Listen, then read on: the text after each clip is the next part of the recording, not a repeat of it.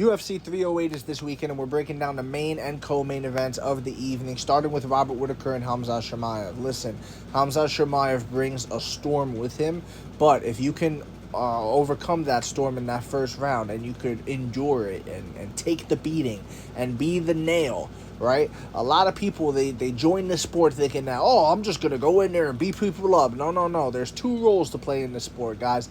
There's the hammer, and then there's the nail. Robert Whittaker, for that first round, is going to need to be the nail. And judging on whether or not he can survive that first round, his chances greatly increase going forward in the fight. We've seen it with Gilbert Burns. We've seen it with Kamaru Usman. If you could last in the fight with Khamzat Chimaev, each round that goes by, your chances significantly increase with each round. As for Khamzat Chimaev, we haven't really ever seen him be the nail, okay? I'm not sure he can be a good nail, so to speak. Some people can take a beating. Some people don't even wake up until they see their own blood, you know what I mean? I don't think Khamzat's that guy. I think Khamzat Chimaev is a front runner. I think Khamzat Chimaev is going to go in there, do what he does, and he's going to overwhelm Whittaker early, but I think Whittaker is high enough of a level to when he gets in those positions, he's going to be able to survive. He's not going to get submitted in that first round. I will be greatly surprised if he does. Now, let's say we get into that second round. Now what's going to happen? Whittaker has better boxing than Khamzat Chimaev, guys. He just does. He has better striking overall. He's got a really good jab that he fights behind, and that's going to be tagging Khamzat Chimaev as the fight goes on, the same way it was in the Kamaru Usman fight. And keep in mind, Kamaru Usman's not a middleweight, and Kamaru Usman didn't train for that fight. He only had 2 weeks to prepare. Granted, Chimaev took that fight on short notice too. He had someone else expected to fight, but not for nothing, guys.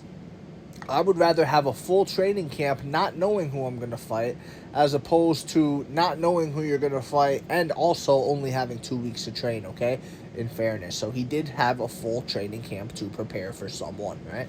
So you got to give Chimaev the edge there. I'm just going to go with Robert Whittaker. I also think Whittaker, as the fight goes on, is going to have a better chance of stuffing those takedowns. So not only is he going to be stuffing those takedowns, but he's going to be hitting Robert Whittaker. He's going to be hitting Khamzat Chimaev. And last but not least, the mindset, guys.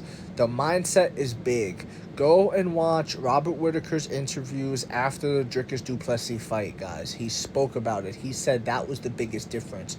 He says that when Dricus du Plessis fights, he goes in there with a I'm ready to kill or be killed mentality. Robert Whittaker didn't have that at that point in time. Robert Whittaker had the mentality of, oh, this is sport, I'm just going to go in there and fight, blah, blah, blah. But he didn't have this kill or be killed mentality that he has since developed, and you saw it in his last contest. So with that said, I'm going with Robert Whittaker to fight off Khamzat Chimaev, get the job done. And I will just say this. I'm going to throw this out there as well. Let's just say Khamzat Chimaev goes in there and beats Robert Whittaker, smokes him, right? Let's say the first round. Let's say first 2 minutes, sinks in the choke and it's over.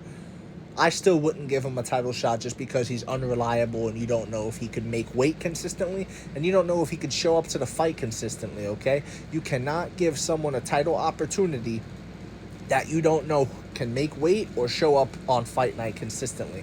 Let's say he beats Whittaker. I think he still needs 2 more fights in order to actually earn that title shot. That's just my personal opinion.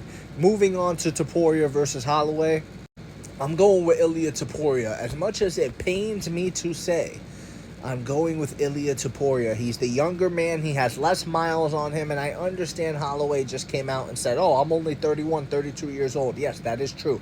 But you've also absorbed, I think, like the most significant strikes in UFC history or something crazy like that. He's absorbed, and if that's not true, it's not true. But he has absorbed over like 2,000 significant strikes. That is true. That's a fact. I don't know if that makes him the most ever, but he's easily hit, okay? Holloway is not some defensive master that's, slipping shots and avoiding getting hit. No. Max Holloway gets hit. He just has a tremendous chin. But what did they say about that? You do until you don't, okay? You do until you don't. At some point, that chin is going to crack, and I think Ilia Topuria is the guy to do it. Ilia Topuria, he's really quick, really explosive, great movement, in my opinion, he's better technically than Max Holloway. He's got really good technique on his boxing. He's got really good, just his head movement is fantastic. Ilia Topuria is going to lay one on Max Holloway, and if it doesn't happen at the first one, it may take a couple shots to crack that chin. You know what I mean? But I believe the chin will get cracked. Max Holloway is easily hit, and Max Holloway is not a wrestler, right? Max Holloway is not a wrestler.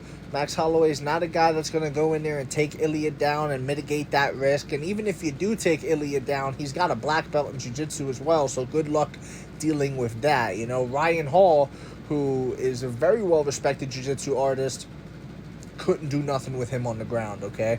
I believe Ilia Topuria gets his hand raised. I believe a lot of people turned the pay-per-view off that night feeling pretty sad about themselves and about what they just witnessed. But Max Holloway, I just don't see it. I don't see it happening. I mean, there's really no scenario I could think of where Max Holloway beats Ilia Topuria. It would have to be by decision. It would have to be outpointing him over the course of a fight. I mean, maybe he has the performance of his life and he reminds people who he is, like he's Max Holloway, but I think even knowing who he is, Max Holloway, like, yeah, like, it's just not your time right now. You had your time, you know what I mean? And it was a great time. It was a great time, and to be a fan during and everything like that, but it is no longer your time. It's Ilia Topuria's time. I'm rocking with Ilia Topuria and Robert Whitaker at UFC 308. Let me know what y'all think in the comment section below, whether you agree, disagree, doesn't matter. Join the discussion, follow for more, and leave a like if you enjoyed the time spent. Thank you. You are all appreciated.